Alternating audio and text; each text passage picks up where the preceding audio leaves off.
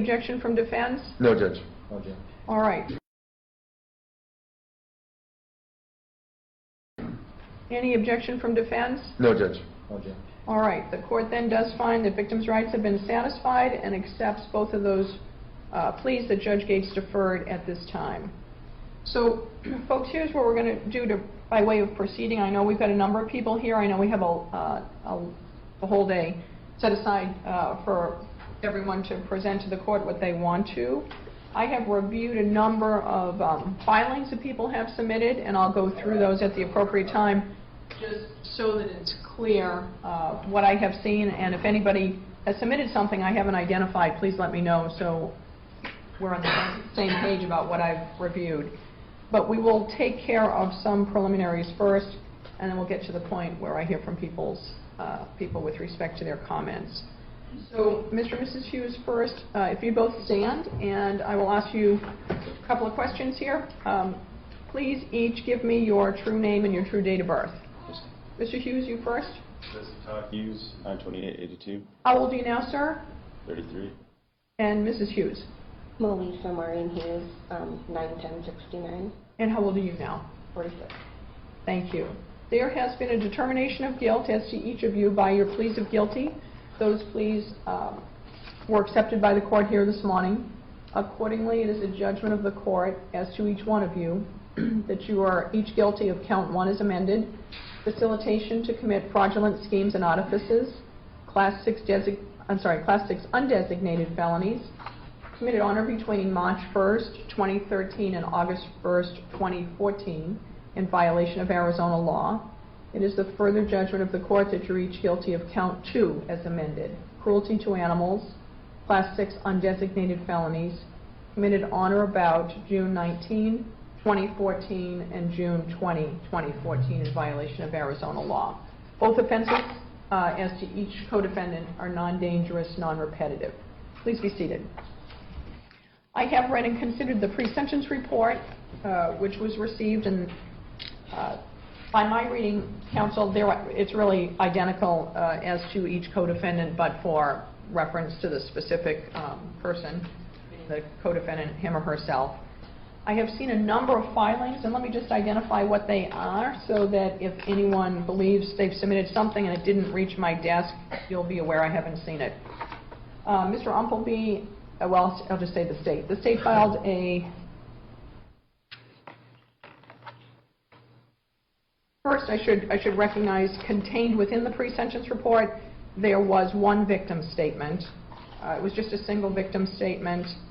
Most of the documents came in separately, and the PSR victim statement was from Michelle Zipser. Z as in zebra, I-P-S-E-R. Beyond that, I have seen the state's notice of filing letters, which was received September 7th, and then the state's separate notice of filing of additional photos, September 7th, the state's notice of filing of additional letters, dated September 8th, the actual sentencing recommendation from the prosecutors, which had some exhibits attached to it, photos and other items.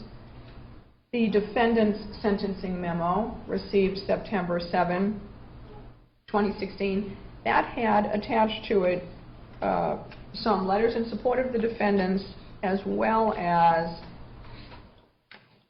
apology letters drafted by the defendants, which I understand have been revised and have been submitted to the court in a revised form here today. If we need to address that further, we certainly can. Then there was an email from Mr. Smith yesterday, I believe, with additional letters in support of the Hughes. And there was finally a notice of filing photos that came from the state.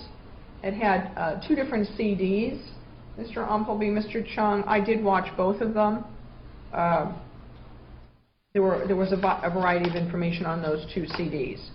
So that is everything that has reached my desk. Is there anything the state or the victim submitted that I have not identified? No, Your Honor. All right. And how about for defense? Anything anyone submitted on the defense side that I didn't note? No, Your Honor. All right. So, Mr. Chung and Mr. Umpleby, we'll begin with the state. And Folks, I have read all of the materials that were submitted. Letters, bless you, letters that people submitted, etc. You don't need to repeat yourselves, but I am happy to hear from anybody who wishes to be heard. I'll let the state tell me what order I will be hearing from people. Yes, Your Honor. The state would first call Mrs. Jaclyn Heath. Ladies and gentlemen, when you address the court, if you come right here and stand at this podium in the center of the courtroom, we'll hear you best there. There is a black bar across the front. That's a microphone. We keep both an audio record as well as a written record. So speak up nice and loudly so the audio record catches you so that everyone can hear, please. So I wanted the dog, Rosie, first. Just when I go through them, and all of them. Okay. I would like to thank the court for allowing us to speak today. I'm so sorry. I should have said also, could everybody, when they address the court, begin by stating and spelling your name so the court record reflects who's talking? My name is Jaclyn K. Heath, Jacqueline. Can you wait one moment till the... Name Heath. Thank you. Go ahead, Ms. Heath. Okay. No, if we could just have one moment. Sure.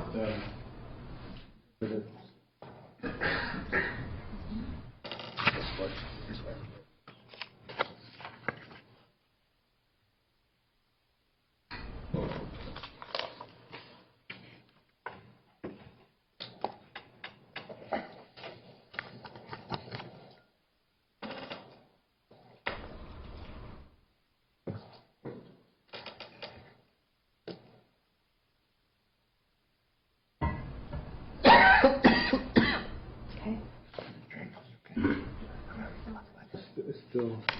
Is it acting up? Yeah, it was working perfectly. I can just start reading and you can put them up. So, okay, I'd like to thank the court for allowing us to speak today and tell about how the Hughes knowingly committed an act of fraud against us, which ended in the deaths of our dogs, Rosie, Happy, and Chloe. I'm going to start at the beginning and talk about our experience with Green Acre. The lies and the deceptions the Hughes put us through, and what we know they did to our dogs. There is much we do not know, because Mr. and Mrs. Hughes lied from us from the first day we met them, and continue to lie or admit telling the truth about how they treated our dogs. First, I would like to tell you about our 3 dogs. Rosie was a 9-year-old Lhasa Apso who was the boss. Happy was a 7-year-old Golden Retriever with a congenital heart problem. She was expected to pass between the ages of 3 and 5. She loved everyone, and everyone loved her. David, our youngest son, has social anxiety, and Happy was his best friend and helped him coping when he had issues. Chloe was 4. She was a sweet Shih Tzu who loved her dad the best. The afternoon of June 8th, we dropped our 3 dogs off at the Hughes home. Oh, skip part, sorry. We were referred to Green Acre boarding through friends. We read reviews on Yelp, and in April set up a visit. We brought our son David and our 2 younger dogs, Rosie and Chloe. Todd greeted us and let us in his home. He took us through the dining room and out to the back patio. He pointed out their goose and black lab. As we stood outside, he explained how lucky they were to get this home since they loved animals and children so much. We were truly enchanted as he told us stories about how he was a dog whisperer and had adopted children in need. One girl had even been found living on the streets in Phoenix. Todd told us the small dogs would spend most of the time in the house and the larger dogs would be outside more because they were more active and shed. We explained about Happy's congenital heart condition and that if she overexerted, she would pass out. We also said we kept Happy's fur cut short, and our 3 dogs liked to stay together. Todd reassured us he would keep them together and not let Happy get overexerted. When we questioned how many dogs they had at one time, we were told there would be no more than 6, and some of those were just day boarders. He said our dogs would be hanging out on the couch with his family and sleeping in their children's bed. We bought the facade of Green Acre, hook, line, and sinker. The afternoon of June 8th, we dropped our dogs off at the Hughes home. I call it a home because that's how it was portrayed to us. a loving family that loved animals and would treat our dogs the way they were treated at home. That day, there were 2 larger dogs in the yard, the black one we had seen before and a thin dog that looked like a shepherd-wolf mix. Todd told us he was just helping train the wolf mix dog for a college student. We later learned this was a lie. We brought Chloe and Rosie's metal crate, bed, blanket, dog bowls, and a plastic food container with 40 pounds of dog food. We explained the crate was for if they left the house for a few hours, they could place Rosie and Chloe in it and not risk them peeing or pooping in their home. We met Melissa and exchanged small talks about our trip back east.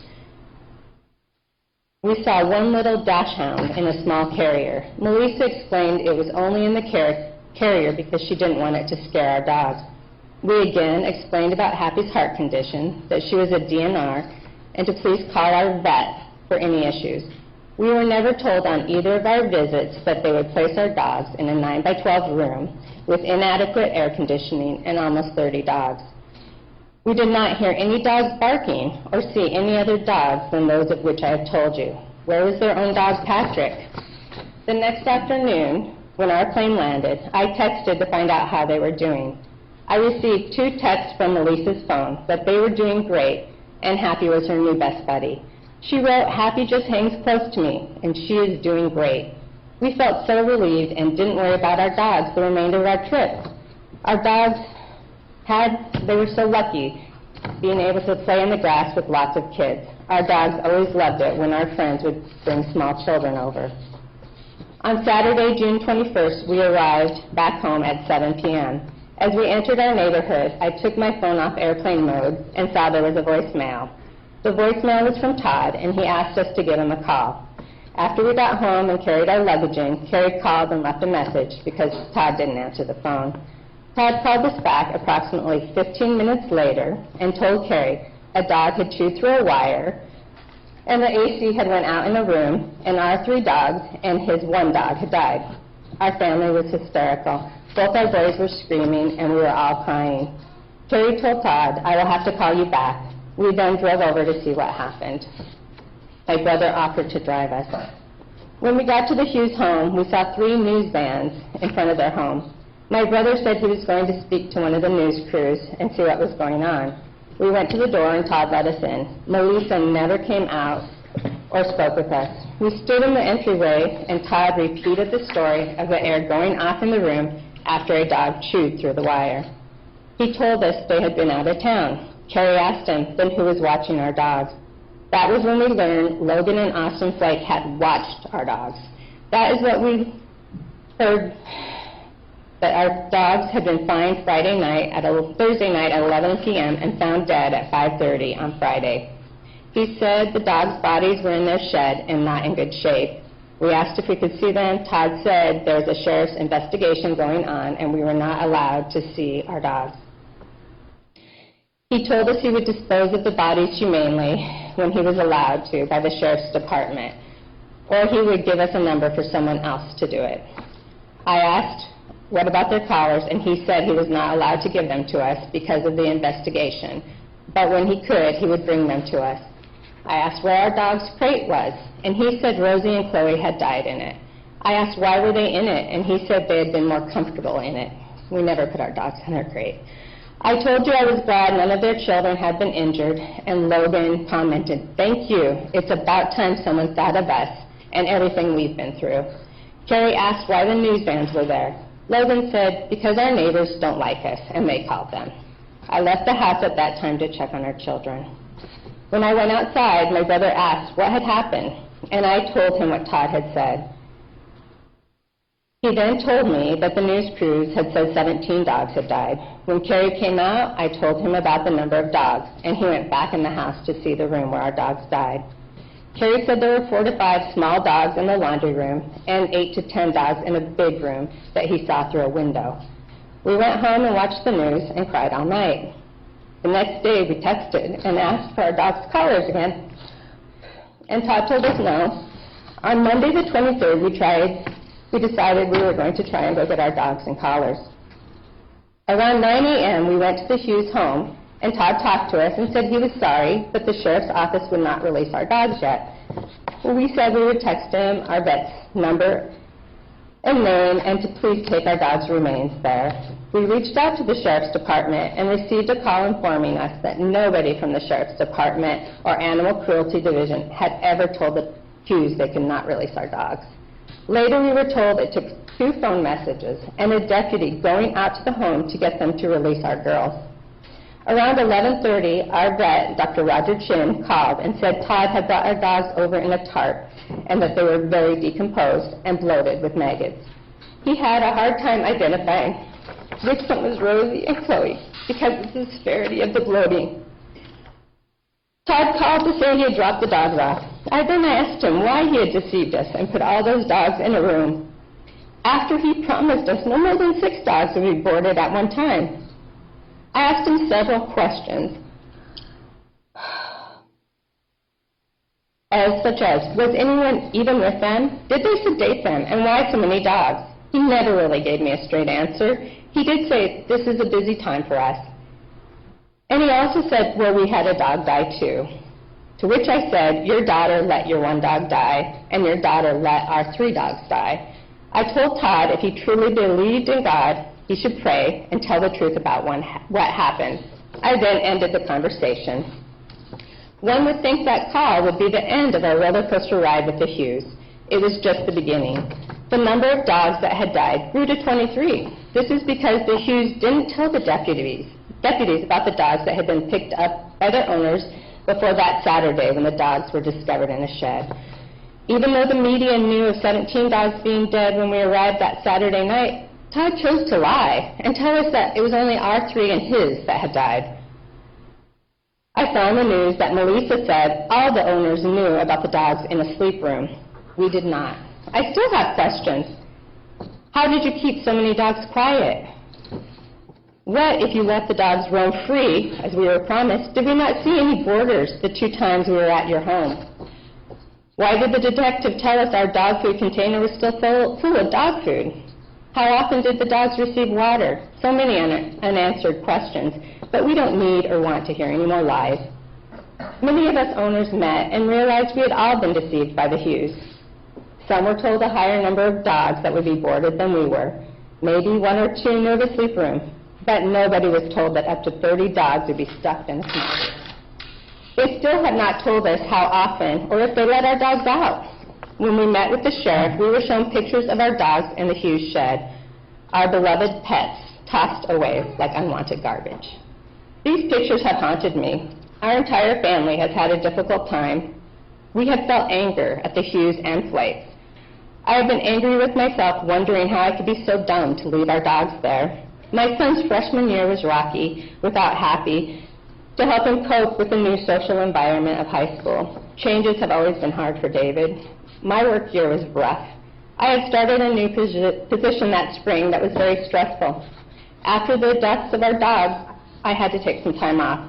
Later in the year, my nursing director spoke with me and told me I needed to take at least another week off work because I was having difficulty performing my job, and she felt I needed more time to deal with the loss of our girls. Family, friends, and the other dog owners have helped me immensely, as well as the rescue dogs we have adopted. We have tried to get justice for our dogs through the criminal system, and it has proven to be a difficult task. The news media and social media have been key players in preventing the deaths of our dogs from being swept under a rug. Our dogs have become known as the Gilbert 23. They have actual supporters and a memorial at a dog park. There are Facebook pages for them, and they must be pretty popular because I heard last night Todd asked to join one, the Gilbert Memorial 23. There was an investigation. Charges pressed against the Hughes and Flakes, then dropped, then pressed again, only against the Hughes. Multiple trial delays, new prosecutors. I would change my shifts or take time off, so I was able to attend most of the court dates. I repeatedly witnessed the Hughes rolling their eyes at us, smirking, waving, giggling during court. One time, their own attorney even shushed them like they were children. They have treated this entire journey as an imposition and a joke. In late June, we were presented with a plea offer, 23 days in jail for each of the Hughes, symbolic for each of the Gilbert 23, 230 hours of community service, each in an animal shelter environment, a letter of apology admitting guilt, restitution for our 3 dogs, not to speak about the hearing in social media, 3 years of probation, no new animals, and felony charges for fraud and animal cruelty. Charges that can be changed to misdemeanors if and when they meet all the requirements of the plea deal. I agreed to this plea because I want them to have felony convictions, jail time, and community service. I don't want them to have new animals. Todd said he loved our dogs like he loved his own in his letter. I would not call what they did to our dogs love. I am a forgiving person, but my family knows I cannot tolerate lying. If Todd would have told us the truth regarding the number of dogs they boarded the day we met them, we would have never have left our dogs. If they would have told us they planned a vacation while we were gone, we never would have left our dogs. They have repeatedly lied. Melissa's apology letter speaks of their heart being pure. I sincerely believe lying makes it difficult for one to have a pure heart. They knowingly committed fraud to multiple people who trusted them with their family members. I believe the only thing they are truly sorry for is they were exposed for their fraud. It makes me sick to think of the number of dogs they took in and the horrific conditions they kept the dogs boarded in. They have negatively affected many lives, and I'm asking Your Honor to please give them the maximum sentence allowed. Thank you. Thank you, Ms. Heath. Thank you, Mrs. Heath. Thank you.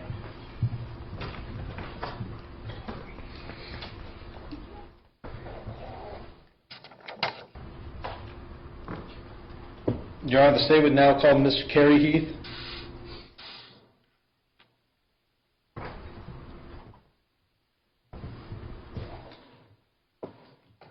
Spell your name.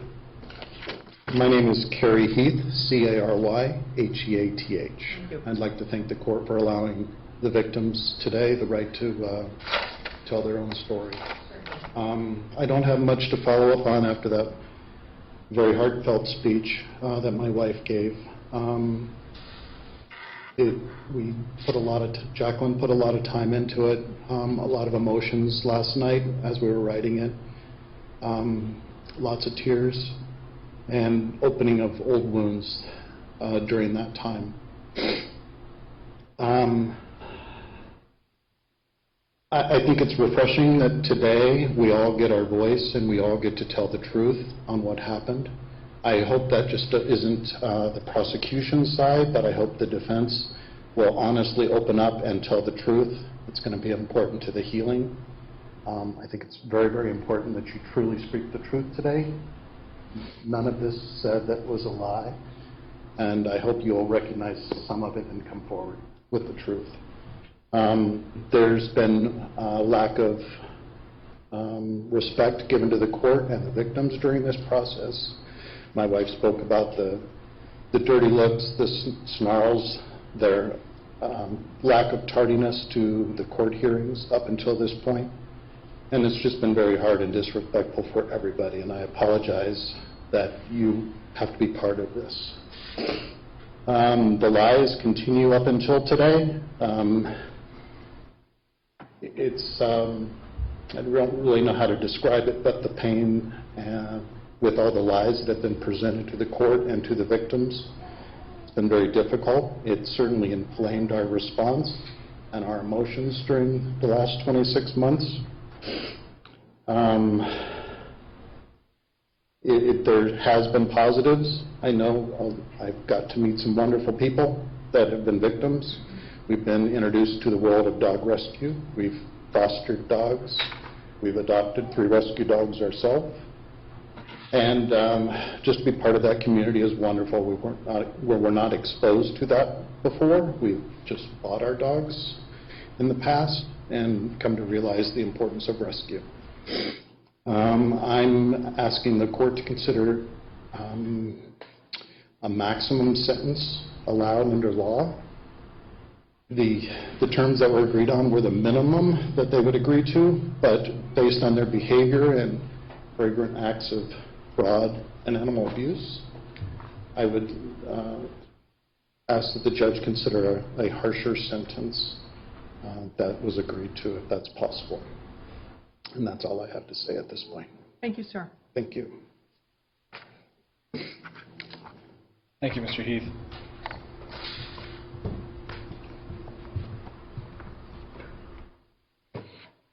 Your Honor, the state would next call Barbara Pza.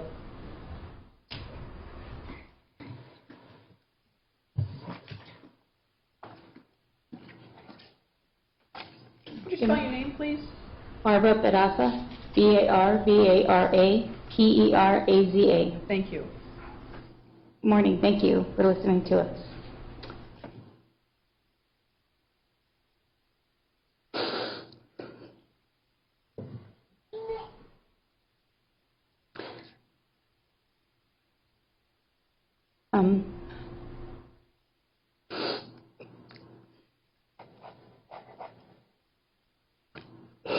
Sorry. Take your time.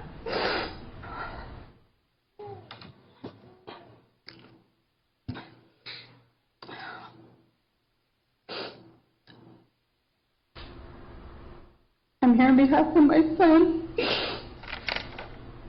along with Coda, our dog. My son Gio never called Coda his dog. He always called him his little brother.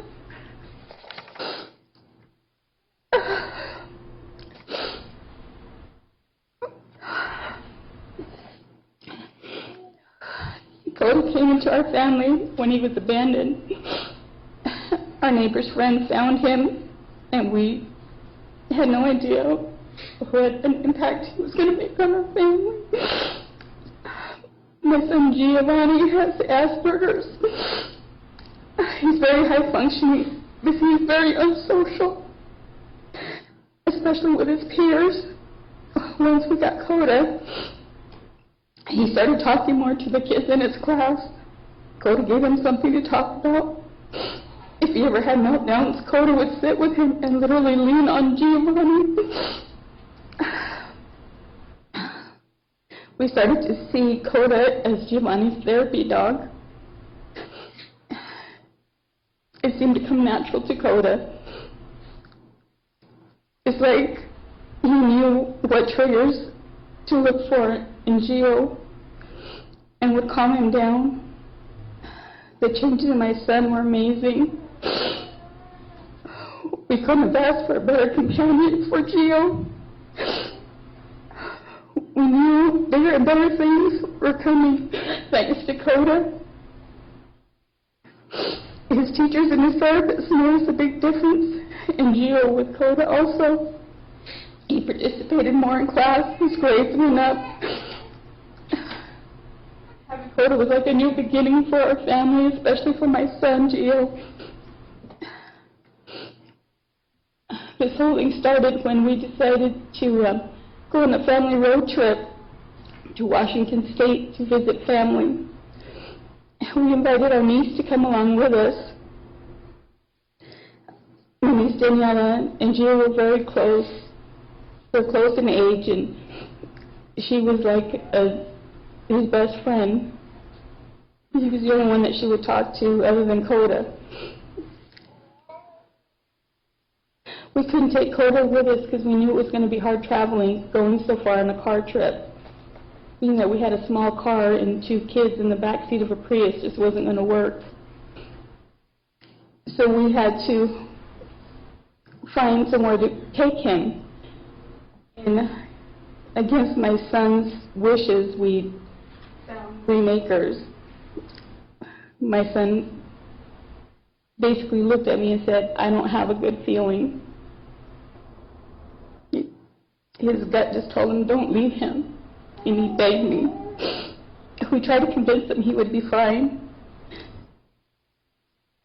And it just wasn't working. He just kept telling me that he didn't have a good feeling.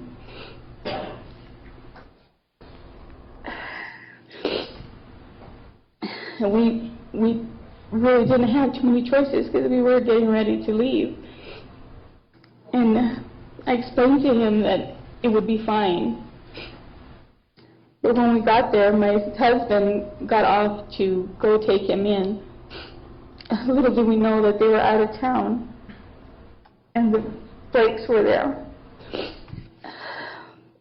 I had to stay with my son and my niece in the car because they were both crying. I asked him to trust me, to trust that we wouldn't do anything to hurt Coda. He was so upset.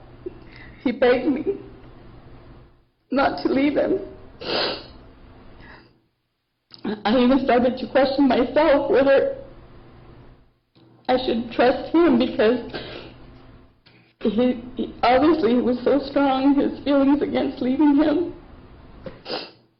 But I put it to just being too emotional and pushed it, that feeling that I was having myself away. We only got as far as Oregon. My husband, Martin, had a stroke and a heart attack. So while I was in the hospital, we had a family friend take care of my son and my niece. While I was in the ICU room with my husband, Todd called me and told us that Coda ran away. I couldn't understand it because he wasn't a runner. We could take him to my family's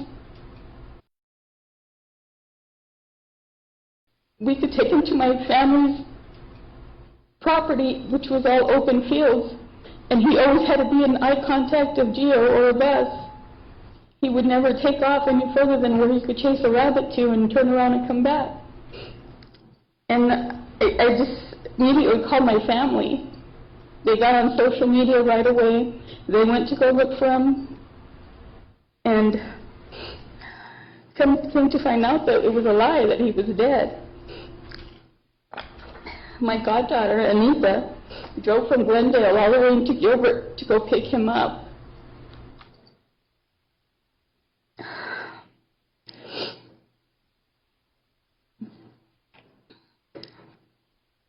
When she got there, she found out that it was true, that it was a lie. She asked to see him. His body was so bloated. She wanted to take him to our family property to bury him, but she couldn't. They didn't allow her to take him because he was too far gone, too bloated. They couldn't lift him up to put him in back of the truck. It was very upsetting for her to see all the dogs in the shed and to see our beloved Coda.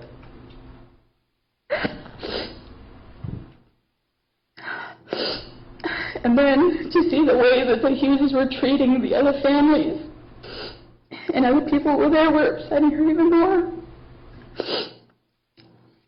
She couldn't believe what she said. It was a horror scene.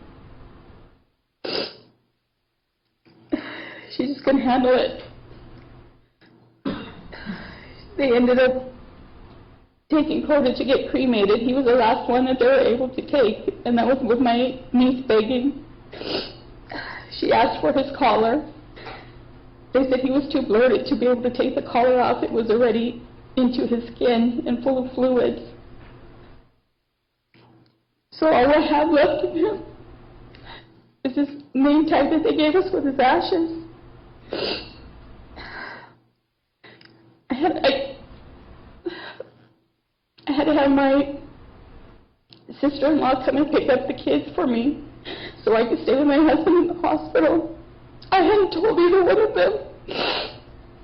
I was holding this in to myself and other family members and friends. I wasn't sure how my husband was going to take it. And I was really afraid to tell my son.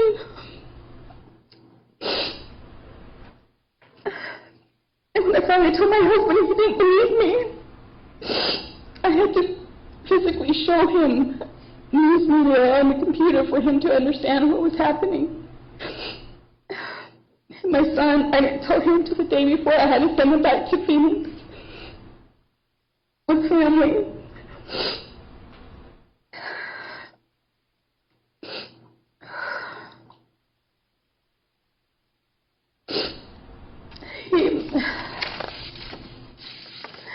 It was just so hectic and crazy. I didn't know what to do.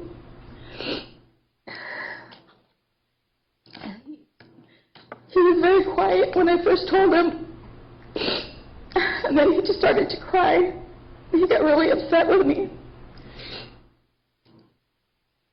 And he just started yelling.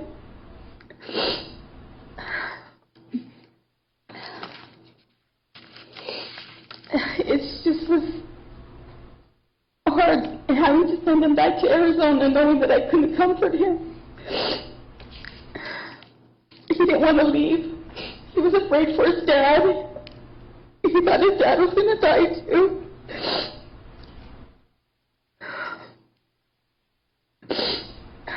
He couldn't understand why they lied and why they would take him if they couldn't take care of him.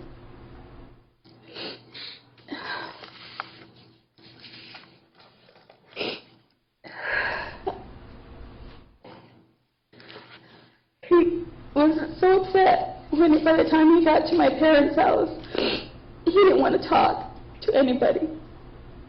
He was so angry.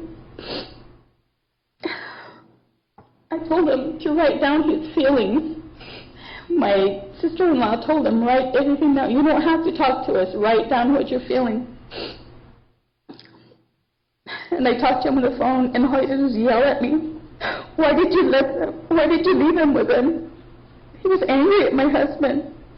He was angry at me for telling him that Coda would be fine when he wasn't. He told me that all grown-ups lie. Everyone lies. He lost trust in people. He lost interest in everything he used to do. He wouldn't go to any of the Gilbert 23 events because he was so upset. He was having a hard time in school. He shut down. His grades started to drop. I didn't know what to do for him. So I took to social media. I went into Facebook to show him that there was a lot of people that were supporting and being encouraging, leaving him messages. It took about 2 weeks for him to realize that not everybody was bad and that he could trust or try to trust people.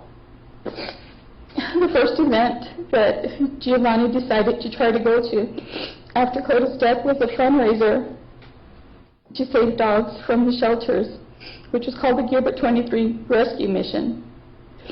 We walked into the building and they had all of our pictures of our dogs up on the walls.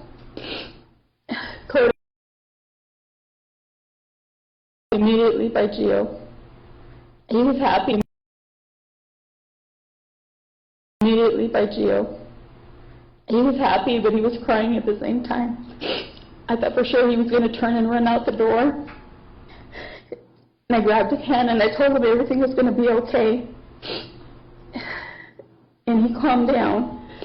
And after the event, someone told him that he could take that picture home with him. He was so grateful for the beautiful gift. This is the first time Gio allowed someone to hug him because this terrible event happened. He even looked some people in the eyes, which is difficult for a child with, or anyone with autism. On the way home, he became very quiet. And then he started to cry, not just a little cry, he was wailing in the back seat of my car. I couldn't console him. I didn't know what to do. He just was letting it all out, holding Coda's picture and shaking. He asked, why did they kill my brother? Why did they lie about it? He just screaming, I don't understand.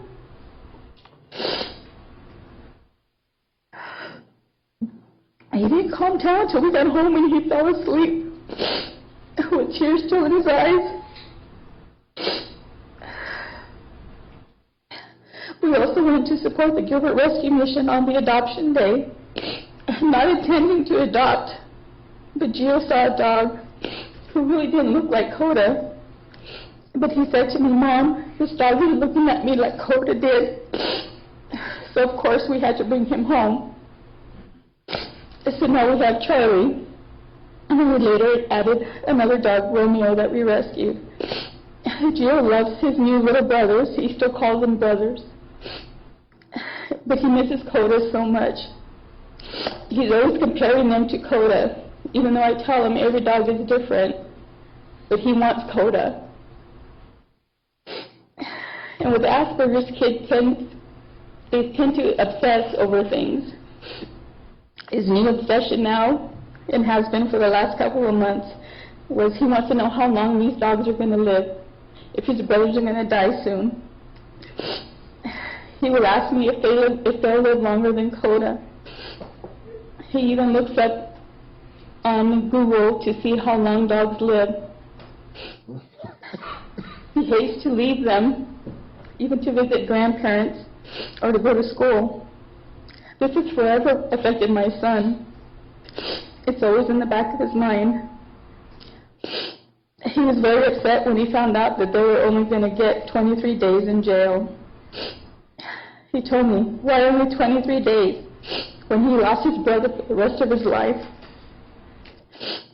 He calls all four of them monsters. They're the monsters in my nightmares. He wants them to go away. Gio's comfort is talking to Coda's ashes. I've caught him many times talking to his ashes. His talks are always just below a whisper, where I can't hear, which I give him to the respect and don't ask him what he's saying. It's always been like that with Coda. They always had their time, and it was always just out of earshot. And that was his comfort.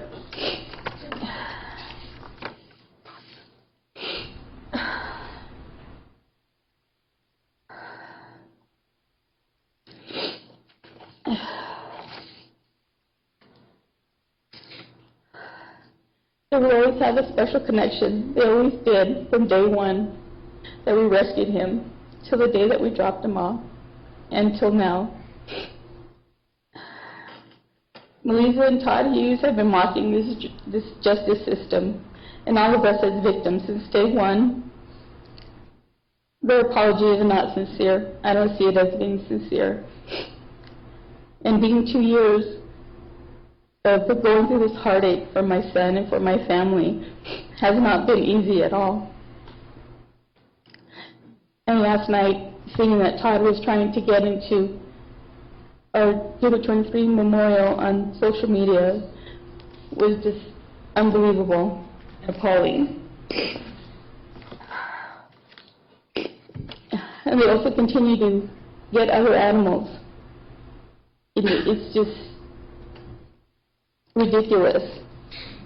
The constant mocking and the sneering and the sideways smiles and the eye rolling in court. I've been to every court date, and they've done this every time.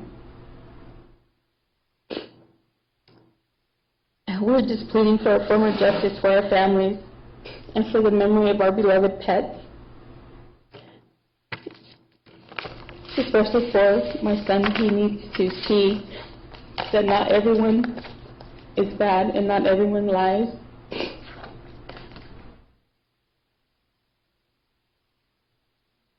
And that it's okay to move forward. Thank you. Thank you.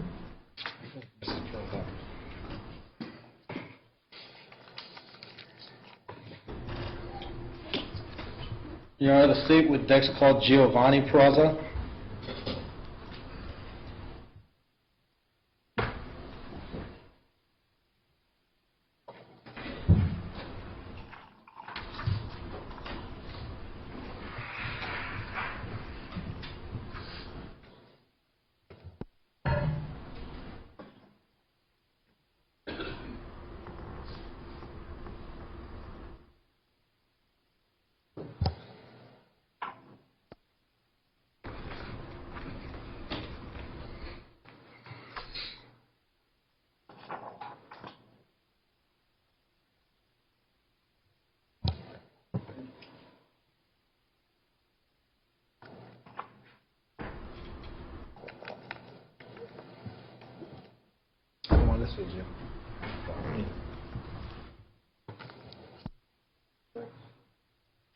Good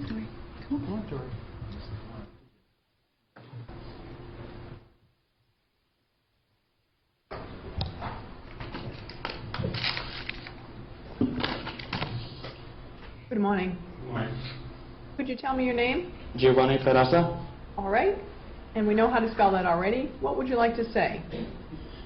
Coda belonged to me. He wasn't my pet. He was my best friend. My protector, little brother. He kept strangers from jumping into our backyard twice. And kept a bear away from me during a camping trip. Coda was always happy to see me, and I was happy to see him. Even if I was angry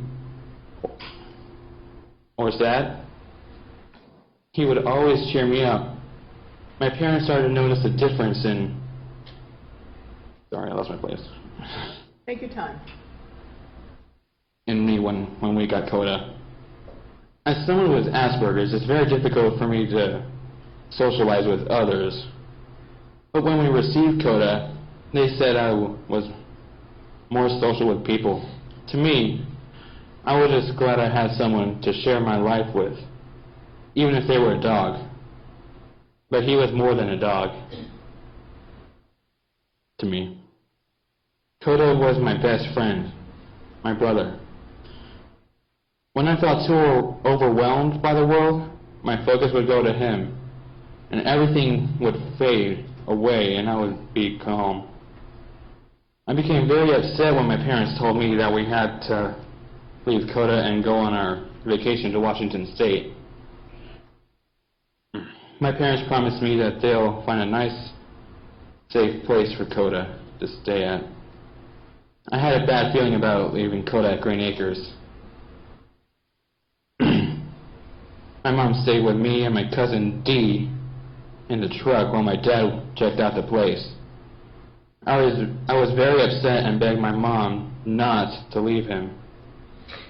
My mom tried to tell me that Coda would be fine, but I was still worried. But I was still very worried for my brother. 3 days into our vacation, my dad had a heart attack and a stroke. We didn't make it to Washington. We only made it to Oregon. My cousin Dee and I stayed with a family friend, while my mom stayed with my dad at in the hospital. My aunt came to Oregon to pick up my cousin and me to take us back to Arizona. I was worried and scared about my dad, but I knew I had to come back home. The night before we left, my mom told me that she had some sad news. She told me that Coda was dead. I was shocked and started to cry a lot. I yelled at her and said, "I told you that something would happen to him." I didn't want to come back to Arizona knowing that Coda was gone. Then I found out that we were lied to. I was so angry. Not only did those monsters kill my brother Coda, they killed 22 other dogs. I don't understand how they can do that, then lie about it. I'm still very upset and angry about what happened. I had trouble focusing in school. My grades dropped. I didn't want to talk to anyone. All I could think about was my brother Coda. I don't understand.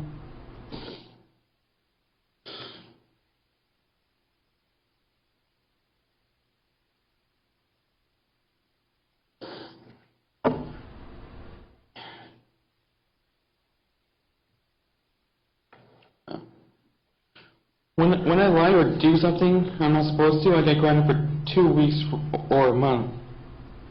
These people who claimed to take care of animals while their owners are away killed our family members.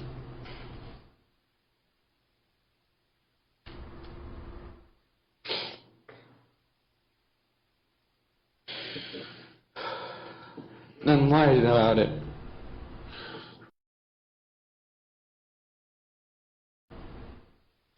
I've been angry and upset with I've been angry and upset for the past 2 years. I'm trying to stay calm and move forward. My family rescued 2 dogs, Charlie and Romeo. I love them very much. They can never replace Coda in the special place he has in my heart. I know Coda's spirit is always with me. I believe he helped me pick out my new little brothers.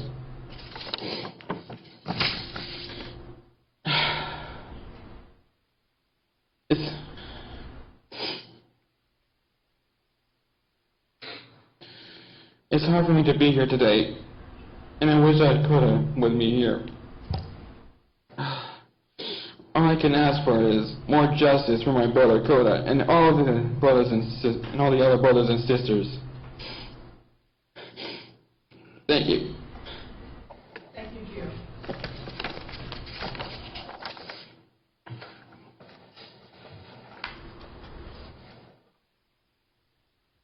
Thank you, Giovanni. Your others.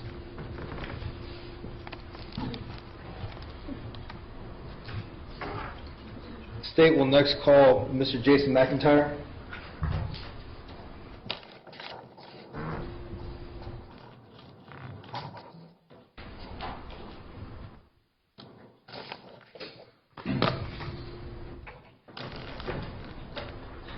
Good morning. Could you spell your name, sir? Yeah, it's Jason McIntyre, J-S-O-N-M-C-I-N-T-Y-R-E. I'm sorry, say your last McIntyre, M-C-I-N-T-Y-R-E. Go ahead, sir. Yeah, Your Honor, I just have a few points I'd like to make. The other people that spoke have done an awesome job relaying the personal Sir, a nature. little louder. I can't hear you very well. The other people that have spoken have done a superb job with the personal nature of this. I really don't want to get into my personal story. I've actually avoided a lot of the social media and the other court events because it reopens the wound for me every time. I really wanted to concentrate on what brought us to Green Acres and the lies that came from that meeting. We had 3 dogs there. The one dog was, and again, I could sit here and talk all day about our personal attachments to our pets. The one dog that brought us to Green Acres was Zed. He was 18-month-old Doberman Pinscher, very athletic, very energetic, and we're going to be gone a week, so I didn't want to have him kept in the kennel for a week. We had used Green Acres once before for the same reason, before this particular event. And so, you know, we, sorry. We were drawn here because it was an open facility.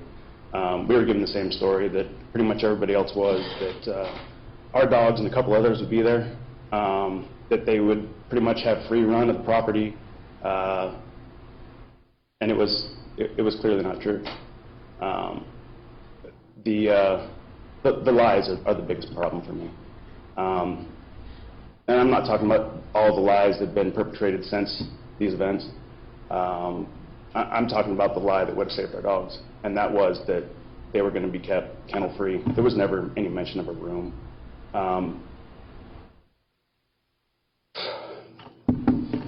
Had you told us that our dogs were going to be shoved in a laundry room with 30 other dogs, they wouldn't have been there. That's a simple fact of the matter. Had there been some open communication about what our dogs are going to be subjected to, they'd still be alive. We wouldn't have put them there. That's all there is to it. Since the behavior of the Hugheses has been, I don't even know a word for it, disrespectful doesn't even start to explain. They've had 2 years to apologize to us and the other families for what they did. And never mind what they did, just for the loss of our pets. It's never happened, not once. These letters are a joke. They're just a mandate to lessen the penalty for them. There's no personal side of this.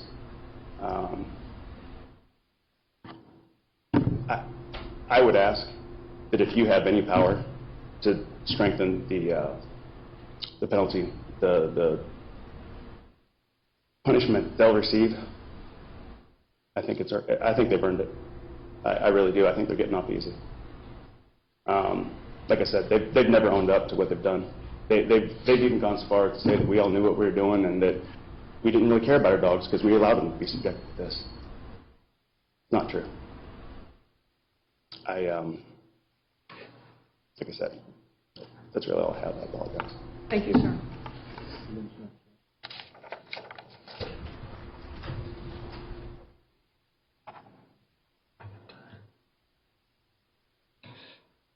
Your Honor, the state would next call Deborah Ortiz.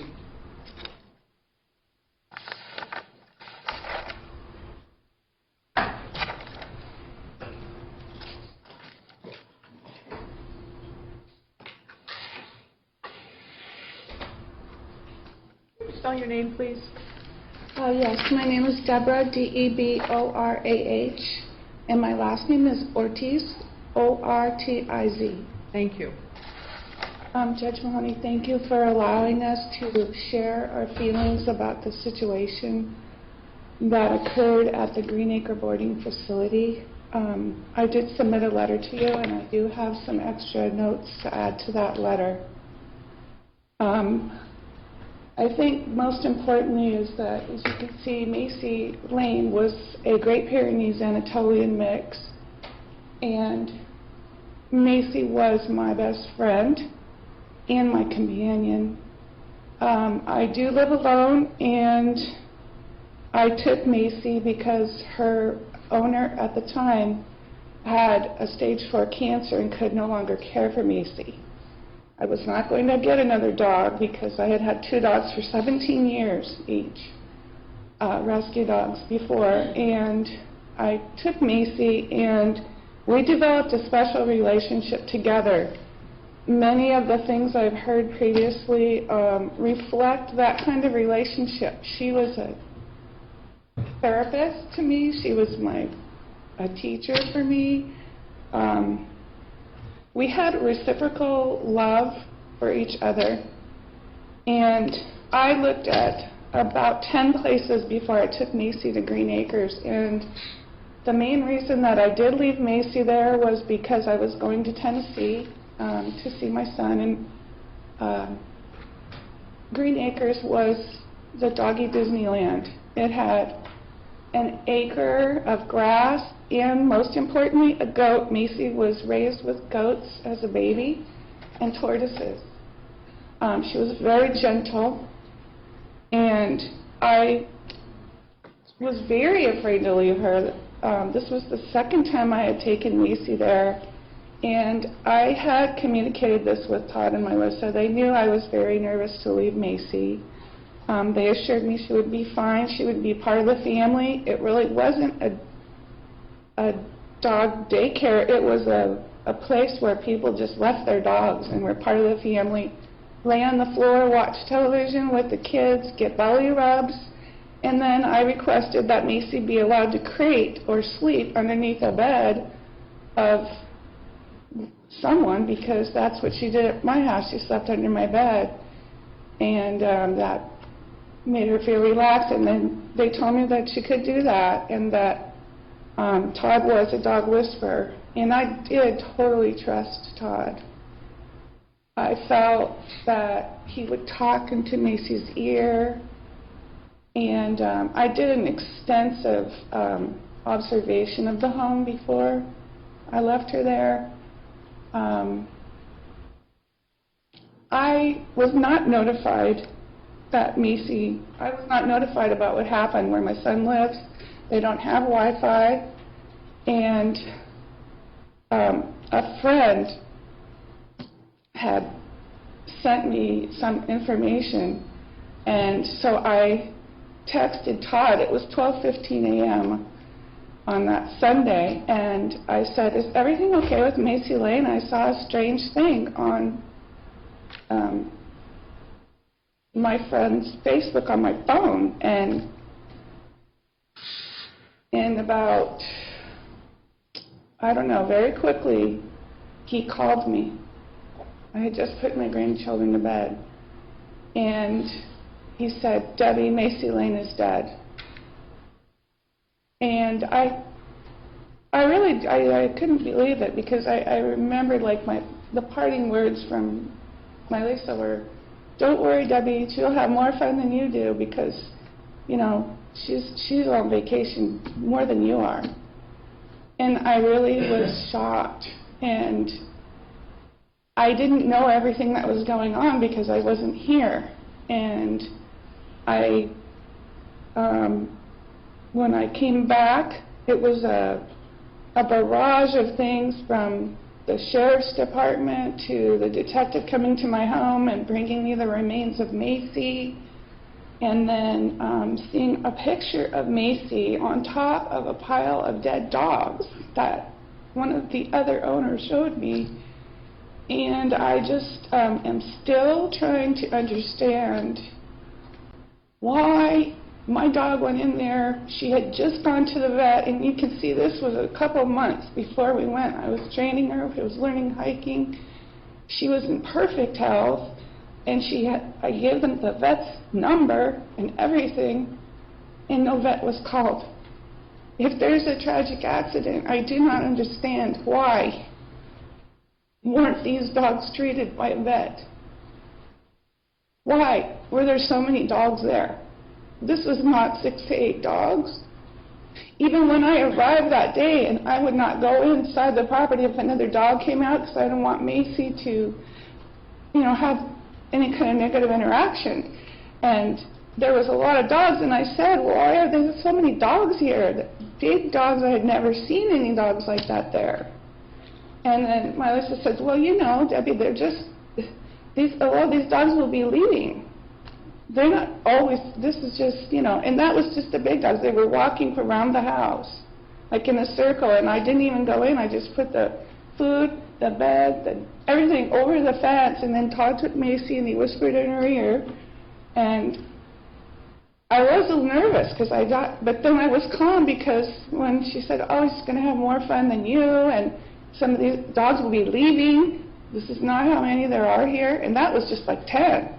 When I found out there's that many dogs there, I went to 10 places. I don't even live in Gilbert. I live in North Phoenix. So I am shocked still to find out all of the things I find out continuously about this. And I do feel there was deception at a very deep level. And it's very hurtful. And I will never have another dog like Macy. No, and I have not gotten another dog.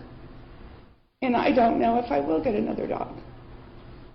But I do feel that there was no reason for this level of deception. It's just wrong. And so I ask that you follow through and hold the accused accountable for this. And that is all I have today. Thank you, Judge. Thank you. Thank you, Ms. Ortiz.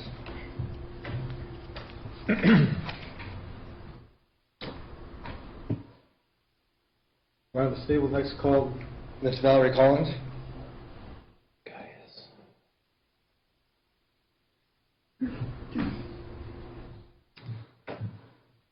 Good morning. Could you spell your name, please? Valerie Collins. Thank you. I don't have anything prepared. I'm going to take a totally different approach. I'm just going to tell you our story, because you've heard other people's stories. I'll tell you the incidences that day, what we expected. Can you hear me all right? Yes, I can. We had 2 dogs, Carson and Daisy. They were part of our family. They were 110-pound lab dogs, like 2 kids to me. I thought they cooked better for my kids. For my dogs and my kids. I literally cooked them food so they wouldn't get cancer. They grew up with my children. I'm going to keep that one up there. You can see how large they are. They're huge, they're hairy, they're hot. We looked for a place like Green Acres because we wanted a place that would take care of our dog. I can put them on there if you want. Like our family. I wouldn't like to leave them.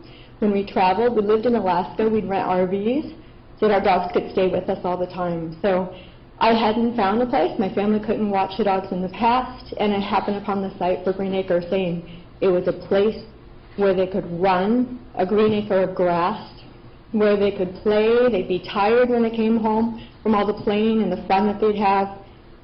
When I talked to them, I talked to Melissa on the phone.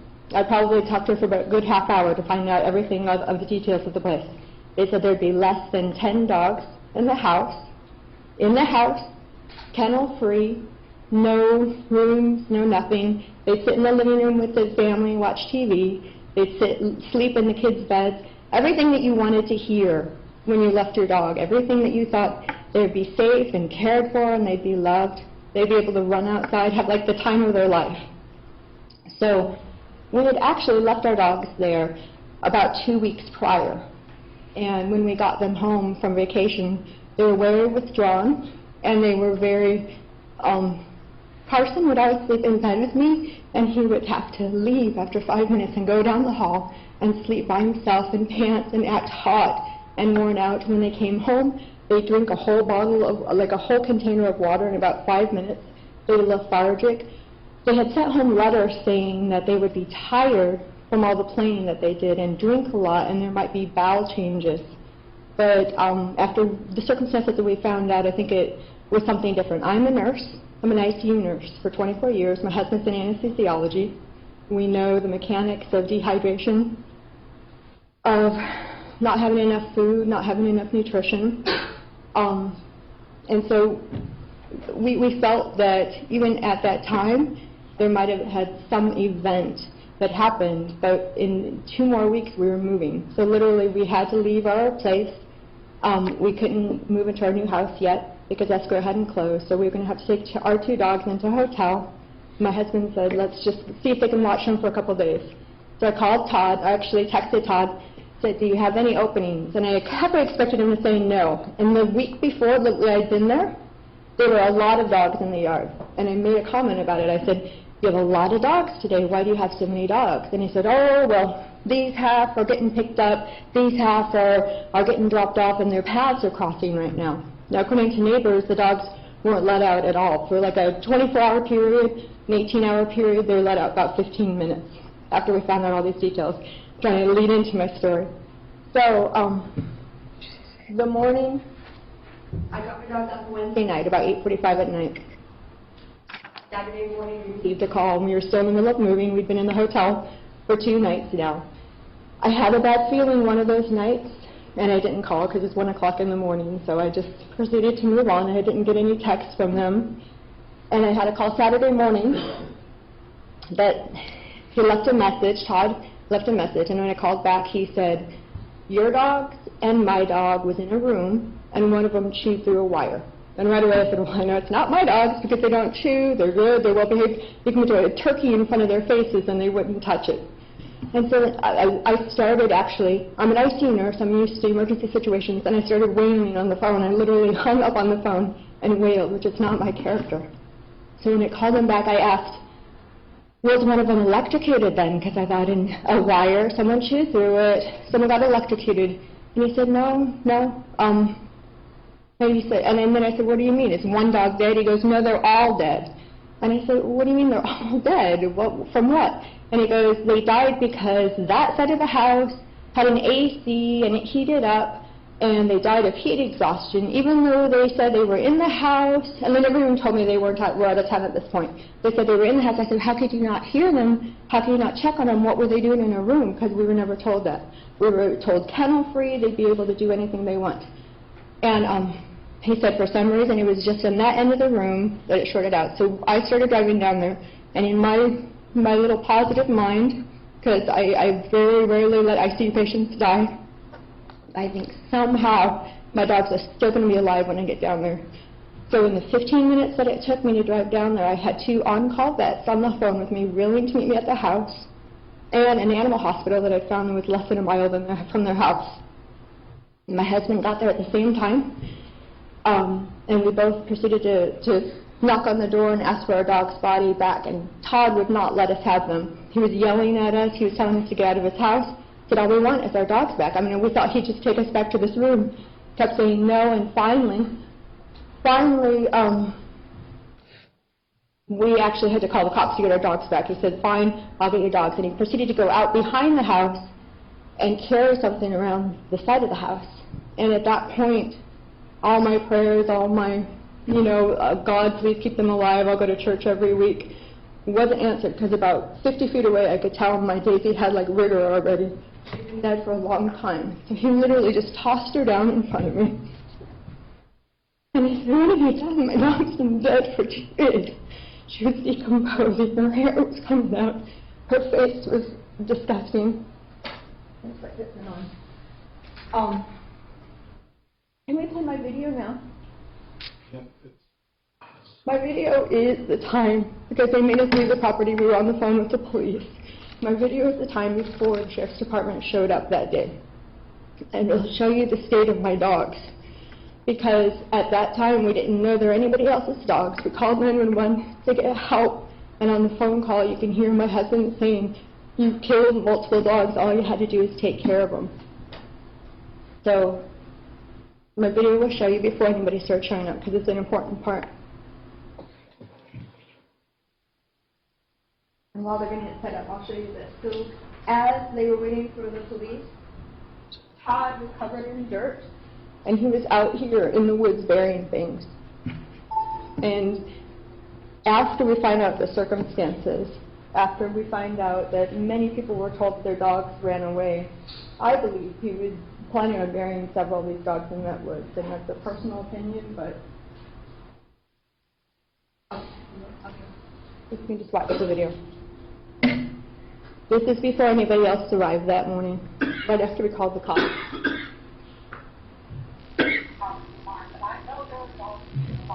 These are our dogs. This is Miss Regina from next door. She says that they keep dogs in the barn all the time.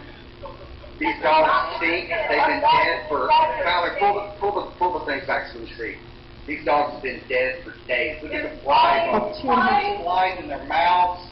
There's flies everywhere. This is the guy right here, walking back into his house like a coward he is. There he is. I'm not asking your permission. I'm on public property.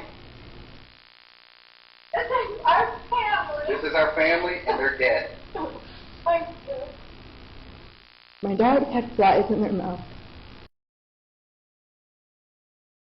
I keep questioning in my head if this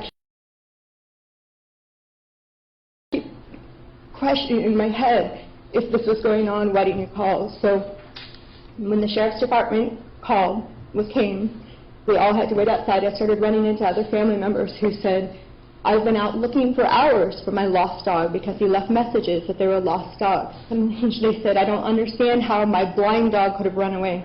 And I said, I don't either. I think something's happened. And then a few hours later, my kids are in the car. They say there's buzzers circling around. We kept them down the road with the AC on. It was just a horror film. A couple hours later, we found out that all these dogs were piled in the shed. So I want to show you something in this picture. Let's go back to the room. What they had done is kept 28 dogs in this room. You can see the size of my dogs. My dogs are huge.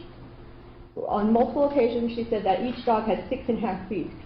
Dogs in this room were piled on top of each other just to fit in there. I don't even know how they got them in there, because my dog would not have cooperated. So some of these dogs didn't get along with other dogs. How in the world are you going to put 28 dogs in that room and say that you've done this out of the kindness of your heart and cared for our dogs? What we found out is that this room had very little oxygen coming into it. So in the necropsy reports, it says that they probably suffocated because of the length of time that they were in this room. There was no food or water in their stomach for an extended period, so you didn't feed and water our dogs. You let them die in there a slow death. I'm an ICU nurse. I know what this entails. This entails hours of panting, hours of heat production. There were texts exchanged a few days before that said that that room was already hot. So you put my dogs into an already known hot room. You knew what you were doing. This is an example of 28 dogs, and a lot of these dogs were actually larger than this. Shows you the actual space they would have had. They would have been standing, they would have been laying on top of each other. They would have suffocated each other because there was so little of a space that they would have fallen over and created a pile of heat and panting and mass and prolonged suffering. The way my dogs died was just horrific. And then on top of that, Let me show you this one once more line. This is a hard picture for a lot of people. In this room, this is the shed. The shed's dimensions were larger than the 9 by 12 room that they were kept in. In this picture, there's 15 dogs. So double that amount of dogs in the actual room that they died in. And that's how crowded of a space it was. How large was this shed? What were the dimensions in the shed? We'll have to look it up quickly, but it was larger than the room. No one knows. All right.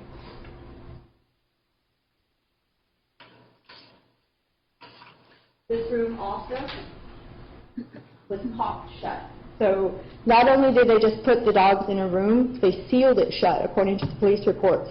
There was caulking around the edges, caulking around the doors, per their words, so that the smell of urine and feces wouldn't come into the house. So you let my dogs sit in their urine and feces, you didn't feed them, you didn't water them, and you let them die. And then, the morning that they opened the doors, they said there were dogs still alive. They opened the doors, pulled them outside, evidently hosed them down and iced them down, which is actually a contraindicated treatment. The treatment that they did to them could in fact have killed my dogs by putting them into the cardiac failure, cardiac shock. So you had an animal hospital less than a mile from your house. All you had to do was even dump the dogs in. All you had to do was call us. We were in town. We were moving. We told you when we left, we're in town. Call us. Let us go and save our dogs. We intubate people. We shock people's hearts every day in our job. But instead, you chose to leave my dog out on that lawn, and some of the texts show that 4.5 hours later, dogs died, alone, panting, in the heat, iced up and cold. It's a horror film, and then you throw them all in a shed. They throw them all in a shed, tell a lot of the owners that they ran away. When we come up, we don't get any apologies, we don't show any remorse.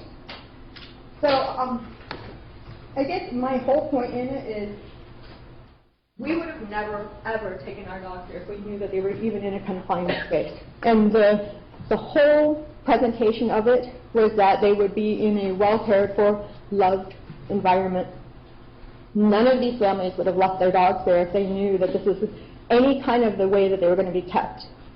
A lot of us were healthcare workers. We spread the word through hospitals that, hey, this is a great place, you know, it has a good facade to take care of your dogs. These are all of the dogs that died there, under the care of them. And after that, when we first went to court, all we asked for is that they wouldn't be allowed any more animals. And they have repeatedly broken even that request. They have gone on social media and taunted people that came to pay respects to the dogs. I have never been able to go back down to the site because of the videos that were shared even on the news and social media of Melissa accosting people that came, telling them this is just a cry for attention, you should go volunteer somewhere. Like, it has so unsettled me. My children have gone through horrors, unbelievable. You know, about a month later we were in the Walmart buying a fish, and this is what kind of an impact it makes. The fish were dying at the top of the fish tank, and my daughter screams and says, "Mom, we need a vet quickly because the fish are dying." And I'm almost, you know, taken back that even fish. But just the impact of my kids knowing that it's that important to save these dogs' lives versus this family who says that this is a norm to keep dogs this way. This is a norm to have dogs like this. They exposed foster children. They exposed children to decomposition. The smell was so strong from the next house over that they reported it. There's decomposition. They exposed them to dead bodies. It's just, it's unacceptable behavior. And I don't think 23 days is enough. All of our families, you can see the impact that it's made on us and the impact that we've had to fight for justice here. We couldn't just have a normal situation where people would be arrested and punished by law in a normal way. We've had to fight for every bit of justice that we've had, and we feel like we've been pushed under the rug. They even tried to close the case that day. I said, how in this environment could you even close the case or think about it? So my request is for a longer sentence for them. Instead of 23 days each, I think they should each have 10 days of time in jail. So I would recommend 230 days of jail time just for the amount. This is 2 years on every person's life that it's been impacted. I've almost gone through a divorce. I actually lost my job over such a situation. I wake up every night dying, and instead I turn into something positive. I go on and try to save shelter dogs that are on the kill list. We've networked out, but every night, every day of my entire life for 2.5 years, I've been impacted, and so have all these other families, and we just ask for a harsher sentence. Thank you. Thank you, Mrs. Collins.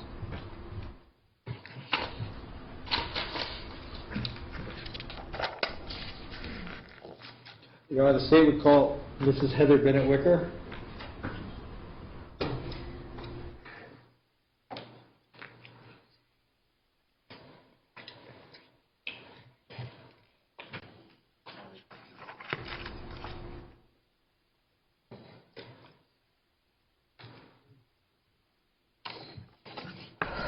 Could you please begin by spelling your name? Heather Wicker, Heather, Wicker. Thank you. Good morning, Your Honor. I'm going to read a letter I wrote, but I'm also going to somewhat veer from it.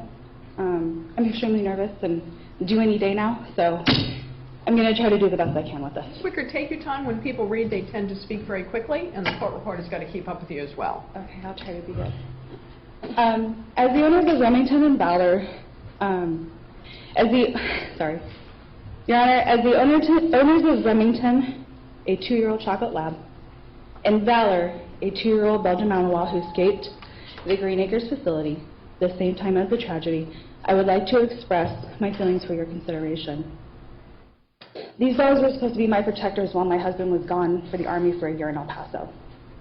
They were supposed to be my security blanket. That was wiped clean from me, completely gone.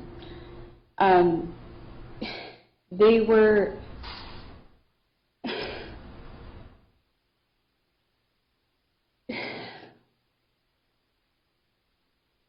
the world test. They were our children.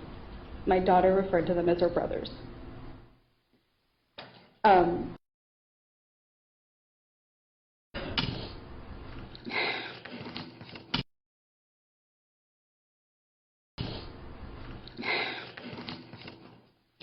This tragedy has been hard on my family and all the families involved, but after 2 long years, we're still waiting for justice. In my eyes, Melissa and Todd Hughes have shown absolutely no remorse, including this morning when I got a smirk down in the cafeteria. I'm sorry? Including the smirk that I got down in the cafeteria before I showed up to court. If you watch closely today, you will see their true colors and their indifferent attitude. From the first days of the incident to now, my family has been harassed and re-victimized by their family. For example, the day after the tragedy, a memorial was erected at their neighbor's house, and Melissa would go over to her neighbor's property and harass victims and visitors. The harassment continued for weeks, and it got so bad, my daughter was never able to go to the memorial. This went beyond a protective instinct to defend her family, Melissa's family, Todd's family. It was an outright affront to all of us victims. With the sentence looming and the threat of the probation, the Hugheses are using their technicality that they have not been sentenced yet to justify their acquisition of more animals. I can understand the idea of innocent until proven guilty. However, their history of animal abuse after this tragedy has me and many others concerned. A few months after the tragedy, the Hughes accrued 2 rabbits, which subsequently died. They are patently incapable of taking care of any animal adequately, yet now they have a kitten, a puppy, and a few more rabbits, all of which they accrued right before the last court date. To add insult to injury, after the last court date, Melissa posted to Facebook that they had a great day in court. Not only was this a direct violation of soon-to-be a plea agreement, but served no purpose than other to invoke anger and fury to the victims. Melissa had also defamed, and blatantly lied to my family repeatedly by saying that she had Valor after admitting he escaped. Her claim was that we chose to never pick him up. My family searched for him for 2 weeks. We put up posters, we hired a dog tracker, we missed work, and asked for volunteers, and over 100 show up, all in the hope of finding Valor. While we were searching for Valor, Todd and Melissa Hughes went around their neighborhood and took down all the posters that we had posted around the neighborhood. Never once did they did they ask to help search for him or search for him. Nor did they ever offer to search. They were content with our dog being let loose in Gilbert, and unfortunately he was hit by a car and died on the side of the road. They were content, as if it wasn't bad enough, Melissa wrongfully accused me of leaving a threatening voicemail, of which I heard there were many.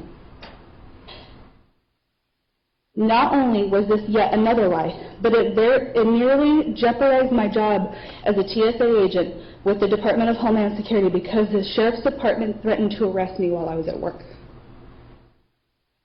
To my family, Todd and Melissa Hughes couldn't care less about what they've done and continue to make light of it.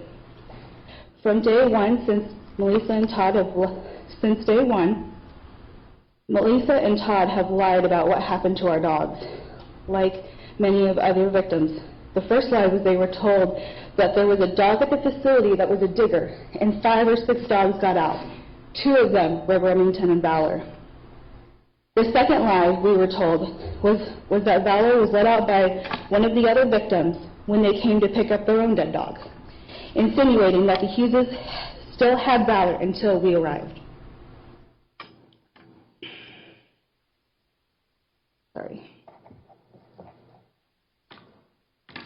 Lie number 3 was that the news media let him out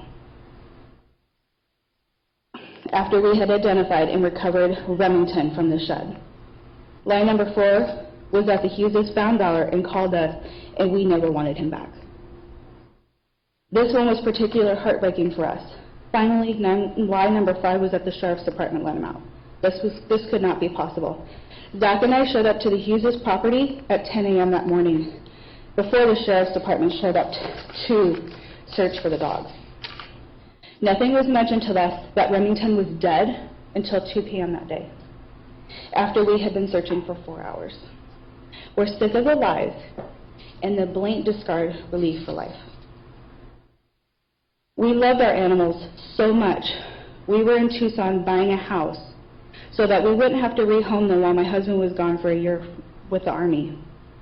When we got the call about them getting out, we were buying our current house because I didn't want to have to put the burden of living with 2 large dogs on my family. In addition, our dogs were family. My daughter referred to them as brothers. Remington was her 5th birthday gift. Valor was our wedding gift. The dogs meant so much to us that it's as if we've lost 2 kids. As difficult as this has been for my husband and I to ordeal with, it has been much harder for our daughter. She's written about this tragedy in her school journal for the past 2 years.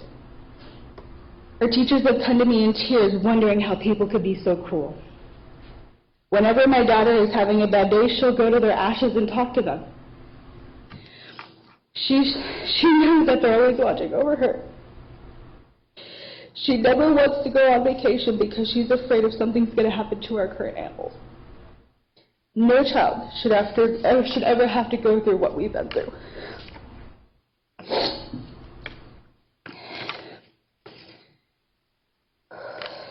My husband Zach starts to get anxiety and depressed every time there's a court date near. He's currently worried about me right now going into labor. All over Facebook, people are starting to post pictures and the dead dogs in the shed, which is the last image we have of Remington. He feels that if he wouldn't have had to leave for the Army, he wouldn't have had to leave the boys in the Hughes' care to buy our house in Tucson. Every Facebook post by the defendants, every media segment by Melissa just reminds us of that horrible day. We have not been able to grieve over any of this because this case has gone on for too long. Ever since the tragedy, I feel like I can't trust anybody with my pets. We now have gone on animal-friendly vacations because I don't want to leave my animals with anyone, not even family. I don't know what happened to Remington and Valor. I don't want what happened to Remington and Valor to happen to my current pets. I cry every time I see Valor's memorial, the gruesome pictures of the dogs stacked in the shed, and any time I see myself on Remington being wheeled out in a wheelbarrow to our car. This tragedy has been extremely traumatic for my family. The apology letters that were written are not acceptable to me. They are a little too late. Had been lied to for years and told multiple different stories by the defendants, it's clear that there is no guilt for their decision, only guilt in getting caught treating animals in the way they did. What I'm hoping for coming out of the sentence is more jail time. I've heard it also can be up to a year, which is everything that the Hugheses have put us through would be well deserved. Also, I ask they do jail at the same time in Tent City. They have had 2 years to figure out their child care issues. I do like the idea of them having to do 230 hours of community service, maybe picking up trash on the side of the road. Please make an example of the Hugheses so that animal cruelty can be looked at different in Arizona. Heather Wicker. Thank you. Mr. Chung, we're going to take a court reporter's break right now, so we'll stand in recess for 15 minutes and then we'll be back. Thank you, Your Honor. All right.